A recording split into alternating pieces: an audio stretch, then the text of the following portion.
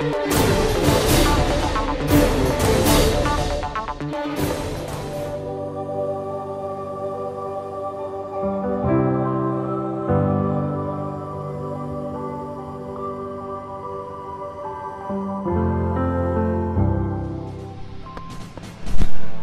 Simić, star 13 godina, ubijen je 5. oktobra u Toškatovoj ulici u Niškoj banji.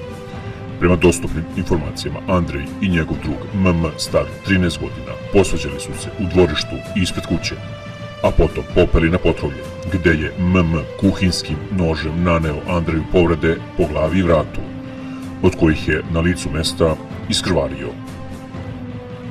MM je potom izašao na ulicu, prešao 30 metara i srušio se sa simptomima epileptičnog napada.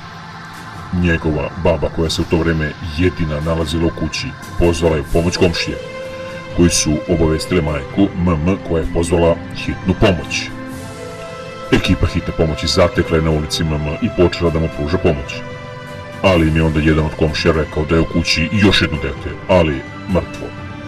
Nažalost, medicinska ekipa mogla je samo da konstatuje smrt nesrećnog Andreja. MM je zbog uznemirenosti, ali bez povrata, zbrinut u UKC Niš, a već sljedećeg dana je prebačen na dečiju psihijatrijsku kliniku, u kojoj se nalazi ubica Kosta K, koji je počinio zločin u školi Vladislav Ribnikar. Deda ubijenog Andreja je izjavio da su se njegov unuk i ubica družili, ali se porodica protivila tome. Govorili su mu da se ne druži sa njim i on se u proteklih godinu dana distancirao od njega. To jutro ga je pozvao i posvađali su se, ali niko ne zna razlog svađe. Komšije ističu da je ubica išao ulicom i izbjegavao ljude, brojao korake, pričao sam sa sobom. Prema njihovim rečima, MM je sa sobom nosio hladno oružje, čitao satanističku literaturu i crtao satanističke znake. Škola je bila upoznata u ceo slučaj, ali kao i u većini škola, takvi slučajevi se zataškavaju, da škola ne bi slučajno izašla na loš glas.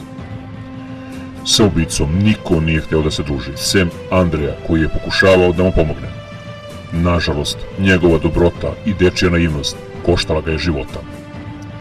Rođaci i prijatelji 13-godišnjeg Andreja Simića kažu da je dečak bio izuzetno dobro dete, odličan đak. Prema njihovim rečima, dečak je učestvovao na literarnim konkursima i drugim školskim takmičenjima. Šta je tačan motiv ubistva dečaka Andreja, utvrdit će istraga koja je u toku.